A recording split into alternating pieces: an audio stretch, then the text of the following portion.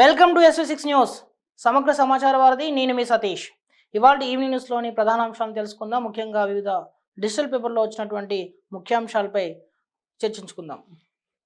మొదటిగా V6 వెలుగు digital paper 5 PM bulletin చూస్తే, ఫోన్ ట్యాపింగ్తో నాకేం సంబంధం, నేను ఆదేశాలు ఇచ్చినట్టు ఆధారం ఉంటే చూపండి, ట్యాపింగ్ రివ్యూ కమిటీలో నేను సభ్యునే కాదు, నేను రిజైన్ చేశాక హార్డ్ డిస్క్లు ధ్వంసం అయితే నాకేం సంబంధం, సిట్ విచారణలో SIB మాజీ చీఫ్ ప్రభాకర్ రావు.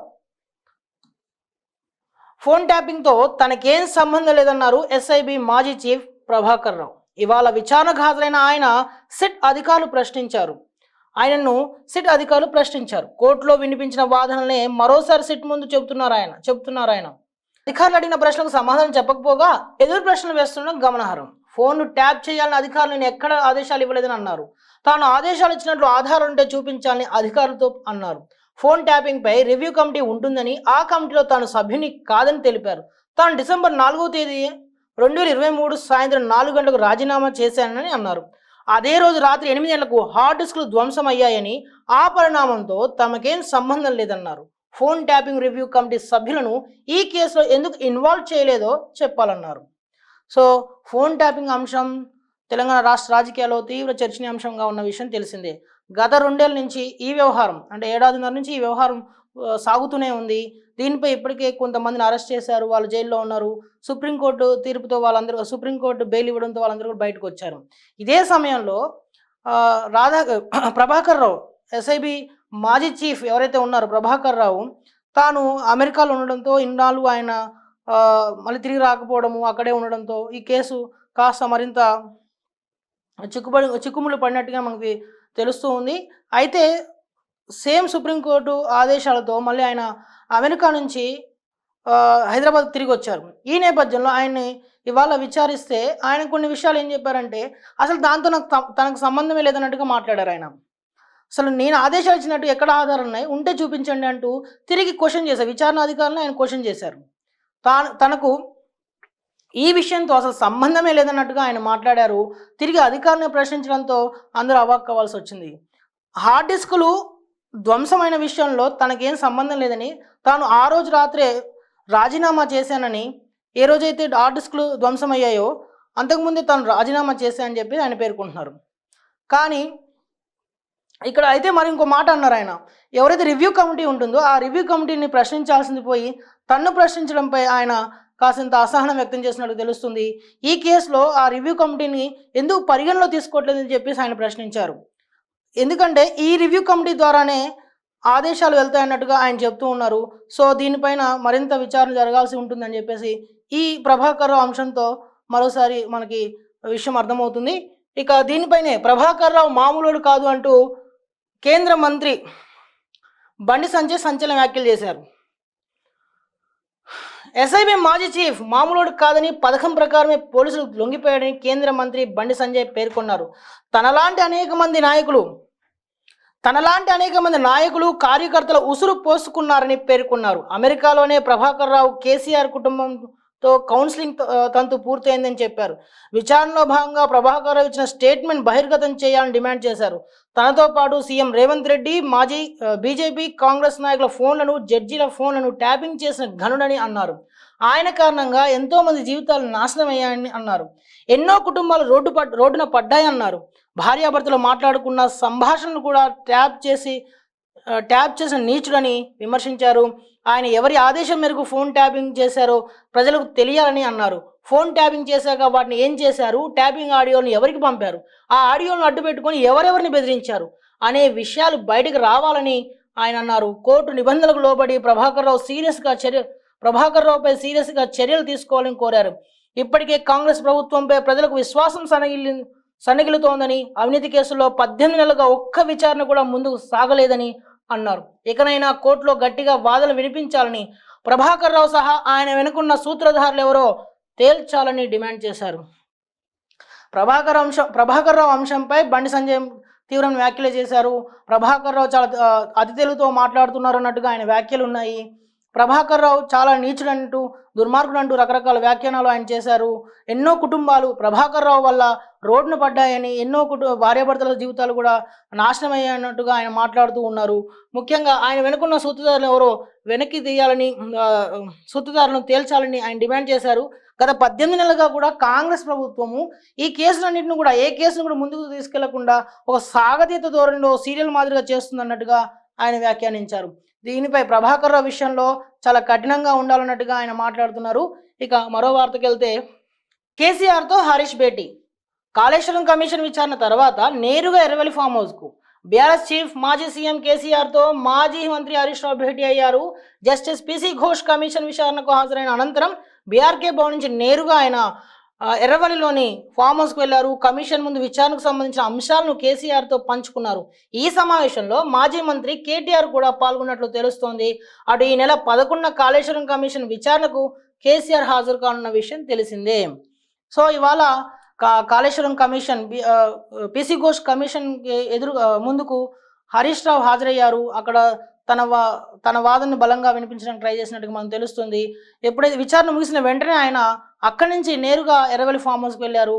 అక్కడ బీఆర్ఎస్ అధినేత అలాగే మాజీ సీఎం కేసీఆర్తో ఆయన సమావేశమైనట్టుగా తెలుస్తోంది. అంటే విచారణ విషయంలో సంబంధించి అన్ని విషయాలను ఆయనకు వివరించినట్టుగా తెలుస్తుంది. అంతేకాదు ఈ ఇద్దరితో పాటు కేటీఆర్ కూడా అక్కడే ఉన్నట్టుగా తెలుస్తూ ఉంది. సో ఈ నెల 11న కేసీఆర్ విచారణకు హాజరు కానున్నారు. ఈ నేపథ్యంలో ఈ ముగ్గురు భేటీ కూడా చాలా ఆసక్తికరంగా మారింది. అసలు కేసు విషయం, అసలు అక్కడ ఏం విచారిస్తున్నారు, మనం ఏం చెప్పాలన్నట్టుగా దీనిపైన వాళ్ళందరూ కూడా కలిసి చర్చించినట్టుగా మనకు తెలుస్తుంది. ఇక మరో విషయానికి వెళ్తే, మరో వార్తకి వెళ్తే, ఆన్లైన్ ఫుడ్ డెలివరీలోకి ర్యాపిడో ఎంట్రీ. స్విగ్గీ, జొమాటోలకు పోటీ. కమిషన్ ఛార్జీలు భారీగా తగ్గింపు. ప్రస్తుతం బైక్ ట్యాక్సీ యాప్ సర్వీసెస్ అందిస్తున్న ర్యాపిడో త్వరలో ఆన్లైన్ ఫుడ్ డెలివరీ మార్కెట్లోకి ఎంట్రీ ఇవ్వనుంది. National Restaurants Association of India ద్వారా రెస్టారెంట్లతో భాగస్వామ్య ఒప్పందం కుదుర్చుకునేందుకు అంగీకరించింది. ప్రస్తుతం ఆ రంగంలో సేవలు అందిస్తున్న స్విగ్గీ, జొమాటోలకు గట్టి పోటీ ఇవ్వాలని భావిస్తోంది. ఆ రెండు సంస్థలు ప్రస్తుతం 16 నుంచి 30% వరకు కమిషన్ ఛార్జీలు వసూలు చేస్తున్నాయి. ఆ కమిషన్ ఛార్జీలను 8 నుంచి 15% మేర తగ్గించడం ద్వారా వాటికి గట్టి పోటీ ఇస్తామని ర్యాపిడో భావిస్తుంది. అంటే 400 విలువ చేసే ఆర్డర్ వరకు ఫిక్స్డ్గా 25 రూపాయల కమిషన్, అంతకుమించి ఉంటే 50 ఛార్జీ చేసేందుకు నిర్ణయం తీసుకుంది. ఎన్ఆర్ఏఐతో దేశవ్యాప్తంగా సుమారు 5 లక్షలకు పైగా హోటళ్లు, రెస్టారెంట్లు అనుసంధానం అయి ఉన్నాయి. ఇక స్విగ్గీ, జొమాటో కూడా పోటీగా ర్యాపిడో రాబోతుంది అన్నట్టుగా మనకి వార్తా కథనం. సో ఇప్పటికే మార్కెట్లో ఆ రెండు సంస్థలు చాలా గట్టి పోటీతో ఉన్నాయి. ఇప్పుడు వాటిని అధిగమించేలాగా, వాటితో గట్టి పోటీ ఇచ్చేలాగా ర్యాపిడో కూడా వస్తుంది. ఇప్పుడు ర్యాపిడో కేవలం బైక్ సర్వీస్ యాప్గా మాత్రమే ఉంది. రాబోయే రోజుల్లో ఫుడ్ డెలివరీ యాప్గా కూడా అది మారబోతుంది. సో వ్యాపారం దాని తగ్గట్టుగా ఎలా ఉండబోతుందో మనం తెలుసుకోవచ్చు తర్వాత. ఇక మీరే నా మోటివేషన్. చినాబ్ నదిపై బ్రిడ్జి నిర్మాణంలో మాధవీలత కీ రోల్. పారిశ్రామికవేత్త ఆనంద్ మహీంద్రా ప్రశంసలు. తెలుగు తేజం. ప్రపంచంలోనే ఎత్తైన రైల్వే వంతెన నిర్మాణం వెనుకున్న మాస్టర్ మైండ్ మాధవీలతపై పారిశ్రామికవేత్త ఆనంద్ మహీంద్రా ప్రశంసల జల్లు కురిపించారు. బెంగళూరులోని ఇండియన్ ఇన్స్టిట్యూట్ ఆఫ్ సైన్స్లో నిష్ణాతులైన geotechnical professor Madhavilatha Chenab railway వంతెన నిర్మాణంలో కీలక పాత్ర పోషించారు. ఆమె 17 ఏళ్ల పాటు ఎంతో నిబద్ధతతో పనిచేసి దీన్ని సాకారం చేశారు. మీరే నా మండే మోటివేషన్ అని ట్వీట్ చేశారు ఆనంద్ మహీంద్రా. సో చినాబ్ వంతెన, రైల్వే వంతెన చాలా ప్రసిద్ధి చెందిన విషయం తెలిసిందే. ఇప్పటికీ దాని గురించి దేశవ్యాప్తంగా అందరూ చర్చించుకుంటున్నారు. అంటే ఈ ఐఫిల్ టవర్ కంటే కూడా ఎత్తులో చినాబ్ రైల్వే బ్రిడ్జ్ నిర్మాణం అయింది. సో దీని వెనుక ఉన్న మాస్టర్ మైండ్ మన తెలుగు అమ్మాయి ప్రొఫెసర్ మాధవీలత. తన గురించి ఈరోజు అంటే ఎవ్రీ మండే ఆనంద్ మహీంద్ర ఒక ట్వీట్ చేస్తుంటారు, మండే మోటివేషన్ అని చెప్పేసి. ఆ ట్వీట్లో భాగంగా ఈరోజు మాధవీలత గురించి ఆయన ట్వీట్ చేశారు. మీరే నా స్ఫూర్తి అంటూ ఆయన చేసిన ట్వీట్ వైరల్గా మారింది. సో ప్రపంచవ్యాప్తంగా కూడా ఈ చినాబ్ వంతెన ఒక చర్చనీయాంశంగా మారిన విషయం తెలిసిందే. తెలుగు వారికి దక్కిన ఒక అరుదైన గౌరవంగా దీని గురించి చెప్పుకోవచ్చు. తెలుగు వారి గౌరవాన్ని రెట్టింపు చేసిన విషయంగా దీన్ని మనం చెప్పుకోవచ్చు. సో ఇక మరో వార్తలకు వెళ్తే, వరల్డ్లో పరోటాకు 23వ స్థానం. టాప్ 50 బ్రేక్ఫాస్ట్లలో 3 భారతీయ వంటకాలు. మహారాష్ట్ర మిసల్ పావ్కు 18వ ర్యాంకు. 32వ స్థానంలో ఢిల్లీ చోలే భటూరే. టేస్ట్ అట్లాస్ జాబితా విడుదల. ప్రపంచంలోని 50 అత్యుత్తమ అల్పాహారాల జాబితాలో భారత్కు చెందిన 3 వంటకాల స్థానం దక్కింది. ఈ జాబితాలో మహారాష్ట్రకు చెందిన మిసల్ పావ్ 18వ స్థానంలో నిలిచింది. పరోటా 23వ స్థానం దక్కించుకోగా దేశ రాజధాని ఢిల్లీ వాసులు ఆల్ టైమ్ ఫేవరెట్ అయిన చోలే భటూరే 32వ స్థానం కైవసం చేసుకుంది. ఈ ర్యాంకింగ్ల కోసం టేస్ట్ అట్లాస్ ప్రపంచవ్యాప్తంగా ఉన్న యూజర్ల నుంచి రేటింగ్లను సేకరిస్తుంది. అల్పాహార ర్యాంకింగ్ల కోసం 2025 మే 15 నాటికి 41,000కు పైగా రేటింగ్లను ప్రాసెస్ చేయగా వాటిలో సుమారు 24,000 రేటింగ్లను సరైనవిగా విశ్వసనీయమైనదిగా నిర్ధారించినట్లు సంస్థ తెలిపింది. టర్కీ వంటకం కహ్వల్తీ, సెర్బియా వంటకం కొంప్లెట్, లిబియా వంటకం స్పింజ్ వరుసగా మొదటి 3 స్థానాల్లో నిలిచాయి. ఎక్కువ మనం అందరం బయటకు డాబాకు వెళ్ళినప్పుడు పరోటా ఎక్కువగా ఇంట్రెస్ట్ తింటూ ఉంటారు. ఈ పరోటాకు వరల్డ్ ఆల్ టైమ్ టేస్ట్లలో దీనికి 23వ స్థానం లభించింది. టేస్ట్ అట్లాస్ అని చెప్పేసి ఒక సంస్థ నిర్వహించిన రేటింగ్స్లో పరోటాకు 23వ స్థానం లభించగా మహారాష్ట్రకు చెందిన మిసల్ పావ్కు 18 ర్యాంకు, 32వ స్థానంలో ఢిల్లీ చోలే భటూరే ఉంది. అంటే దాదాపు 3 రకాలైన వంటకాలకు, దేశీయ వంటకాలకు ఈ జాబితాలో చోటు దక్కడం విశేషం. ఇక ప్రథమ స్థానంలో టర్కీకి చెందినటువంటి కహ్వాల్తీ, సెర్బియా వంటకం కొంప్లెట్, లిబియా వంటకం స్వింజ్ వరుసగా మొదటి 3 స్థానాలు దక్కించుకున్నాయి. సో ఇది 20% పైగా పెరిగిన బస్ పాస్ రేట్లు. ఆర్డినరీ పాస్కు 1400, 1300 నుంచి 1600 వరకు పెరిగిన మెట్రో ఎక్స్ప్రెస్ డీలక్స్ పాస్పై 350 అదనం ఇవాళ నుంచి అమల్లోకి. ఇక ఆర్టీసీ రేట్లను అయితే పెంచేసింది తెలంగాణ టీజీఎస్ ఆర్టీసీ. ఇప్పటివరకు ఉన్నటువంటి బస్ పాస్ రేట్లు అంటే ముఖ్యంగా బస్ పాస్ ఛార్జెస్, వీటిని ఆర్డినరీ బస్ పాస్ను 1400 చేసింది. అలాగే మెట్రో పాస్ను 1300 నుంచి 1600 చేసింది. డీలక్స్ పాస్పై 350 రూపాయలు అదనంగా అమలు చేసింది. ఈ పెరిగిన రేట్లన్నీ కూడా ఇవాళ అమల్లోకి వస్తున్నట్టుగా సంస్థ పేర్కొంది. సో ఈ రేట్లతో కొంతమంది సామాన్యుడికైతే భారమే చెప్పొచ్చు. మరి దీన్ని ఏ విధంగా ప్రభుత్వం ఆర్టీసీ యాజమాన్యం సమర్థించుకుంటుందో చూడాలి. అది ఇప్పటికే ఫ్రీ బస్ పైన చాలా విమర్శలు వెలువడుతున్నాయి. అంటే ఒక రకంగా చాలామంది కొంతమందికి కొంత భాగం వరకు ఉపయోగపడవచ్చేమో, కానీ ఎవరైతే చాలామంది అంటే మహిళల వరకు దీన్ని సపోర్ట్ చేస్తూ ఉండొచ్చు. కానీ చాలా వరకు ఎవరైతే ఇతర ఉద్యోగాలు చేసుకునే వ్యవస్థ ఉందో వాళ్ళందరూ కూడా దీనిపైన ఒక రకమైన అసంతృప్తి వ్యక్తం చేస్తున్నారు. వాళ్ళందరూ కూడా దీనిపైన సో మరింతగా దీన్ని పెంచే విధంగా ఉంది అసంతృప్తిని. ఇక మరో వార్తలకు వెళ్దాం. ఓఆర్ఆర్ పరిధిలో 2,800 ఎలక్ట్రిక్ బస్సులు దశల వారీగా రాష్ట్ర వ్యాప్తంగా ప్రవేశపెడతాం. కాలుష్య రహిత తెలంగాణ లక్ష్యం. ఫ్రీ బస్ జర్నీలో 182 కోట్ల జీరో టికెట్లు. సూర్యాపేటలో ఎలక్ట్రిక్ బస్సులను ప్రారంభించిన డిప్యూటీ సీఎం భట్టి విక్రమార్క. దాదాపు 2,800 ఎలక్ట్రిక్ బస్సులను ఓఆర్ఆర్ పరిధిలో ప్రవేశపెట్టబోతున్నట్టుగా డిప్యూటీ సీఎం తెలిపారు. ఈరోజు ఫ్రీ బస్ జర్నీలో 182 కోట్ల జీరో టికెట్లు ఉన్నట్టుగా చెప్పారు. అలాగే కాలుష్య రహిత తెలంగాణ కోసం ప్రయత్నం చేస్తున్నట్టుగా ఆయన అన్నారు.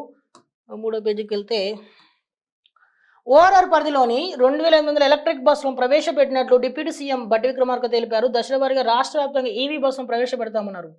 కాలుష్య రహిత రాష్ట్రంగా తీర్చిదిద్దేందుకు ప్రభుత్వం కృషి చేస్తోందన్నారు. ఇవాళ సూర్యాపేటలో మంత్రి పొన్నం ప్రభాకర్తో ఎలక్ట్రిక్ బస్సులను ప్రారంభించారు. ఈ సందర్భంగా ఆయన మాట్లాడుతూ గత బీఆర్ఎస్ ప్రభుత్వం ఆర్టీసీని వదిలించుకునే ప్రయత్నం చేసిందన్నారు. కాంగ్రెస్ ప్రజాప్రభుత్వం ఆర్టీసీని కాపాడే ప్రయత్నం చేస్తోందని ఆయన అన్నారు. మహాలక్ష్మి పథకాన్ని విజయవంతంగా నడుపుతున్నామన్నారు. దేశంలో విజయవంతంగా నడిపిన రాష్ట్రం లేదు. మహిళలు ఫ్రీ జర్నీ చేసిన ప్రభుత్వం ఆర్టీసీకి డబ్బులు చెల్లించింది. 182 కోట్ల రూపాయల జీరో ఉచిత టికెట్లు ఇచ్చాం. ఇప్పటివరకు 6,088 కోట్లను మహాలక్ష్మి పథకం కింద ఆర్టీసీకి చెల్లించాం. మహాలక్ష్మి పథకంతో ఆర్టీసీని ఆర్థికంగా పరిపుష్టం చేశాం. లేదంటే ఆర్టీసీకి ఆర్థికంగా నిలదొక్కునే పరిస్థితి ఉండేది కాదు. కాంగ్రెస్ వల్లే ఆర్టీసీ బతికింది. గత పాలకులు ఉంటే కనుమరుగయ్యేది. మహాలక్ష్మి పేరిట ఫ్రీ జర్నీతో కొందరు ఆందోళన చెందారు అని భట్టి విక్రమార్క అన్నారు. అంతకుముందు మంత్రి పొన్నం, శాసనమండలి చైర్మన్ గుత్తా సుఖేందర్ రెడ్డి, ఎమ్మెల్యే పద్మావతితో కలిసి ఆర్టీసీ బస్సులో ఆయన ప్రయాణించారు. ప్రయాణికులతో మాట్లాడిన సమస్యలను అడిగి తెలుసుకున్నారు. ఎమ్మెల్సీ శంకర్ నాయక్, జిల్లా collector Tejas Nandlal Pawar, SP Narasimha, tourism corporation chairman Patel Ramesh Reddy తదితరులు ఈ కార్యక్రమంలో పాల్గొన్నారు. సో దశల వారీగా ఈవీ వెహికల్స్ అన్నింటినీ కూడా రాష్ట్ర వ్యాప్తంగా తీసుకొస్తామని చెప్పేసి డిప్యూటీ సీఎం భట్టి విక్రమార్క తెలిపారు. ఇవాళ ఆయన సూర్యాపేటలో జరిగిన కార్యక్రమంలో పాల్గొన్నారు. దాదాపు 2,800 ఎలక్ట్రిక్ బస్సులు ఓఆర్ఆర్ పరిధిలో తీసుకురాబోతున్నట్టుగా ఆయన చెప్పారు. సో ఆర్టీసీని నిలబెట్టేందుకు కాంగ్రెస్ ప్రభుత్వం పనిచేస్తుందని చెప్పి ఆయన అంటున్నారు. ఇక మరో వార్తకు వెళ్తే దిశ 5 PM డైనమిక్ చూస్తే అమెరికాలో ప్రభాకర్ రావు కేసీఆర్ ఫ్యామిలీ కౌన్సిలింగ్ పథకం ప్రకారమే లొంగిపోయి విచారణకు హాజరు. అమెరికాలో ప్రభాకర్ రావుకు కేసీఆర్ ఫ్యామిలీ కౌన్సిలింగ్ పథకం ప్రకారమే లొంగిపోయిన విచారణకు హాజరు. భార్యాభర్తల ఫోన్ సంభాషణ కూడా ట్యాప్ చేశాడు. ఆయన వల్ల ఎన్నో కుటుంబాలు రోడ్డున పడ్డాయి. కేంద్ర మంత్రి Bandi Sanjay hot comment, seat ఎదుట నోరు విప్పని మాజీ ఎస్ఐబి చీఫ్. సో ఇంతకుముందు మనం చదువుకున్నాం దీని గురించి. అంటే ప్రభాకర్ రావు పైన బండి సంజయ్ తీవ్రమైన ఆరోపణలు అయితే చేశారు. కుటుంబాలని కూల్చిన వ్యక్తి ఘనుడు అంటూ ఆయన పైన తీవ్రమైన ఆరోపణలు చేసిన విషయం మనకు తెలుసు. సో ఇంకా వేరే వార్తల్లోకి వెళ్తే మిషన్ అక్షరాంధ్ర 4 ఏళ్లలో 100% అక్షరాస్యతే లక్ష్యం మంత్రి లోకేష్ వెల్లడి. రాబోయే 4 ఏళ్లలో 100% అక్షరాస్యత లక్ష్యంగా మిషన్ అక్షర ఆంధ్రను ప్రకటిస్తున్నట్లు మంత్రి లోకేష్ తెలిపారు. ఇవాళ పార్వతీపురంలో జరిగిన కార్యక్రమంలో 10వ తరగతి ఇంటర్మీడియట్లో అత్యుత్తమ ప్రతిభ కనబరిచిన విద్యార్థులకు ఆయన షైనింగ్ స్టార్స్ అవార్డులు అందజేశారు. మంచి విధానాలతో విద్యారంగాన్ని ముందుకు తీసుకెళ్తామని తెలిపారు. వచ్చే 4 ఏళ్లలో అద్భుతమైన ఫలితాలు సాధిస్తామని ఆశాభావం వ్యక్తం చేశారు. 100 రోజుల 100 రోజుల యాక్షన్ ప్లాన్ అమలు చేస్తున్నామని పేర్కొన్నారు.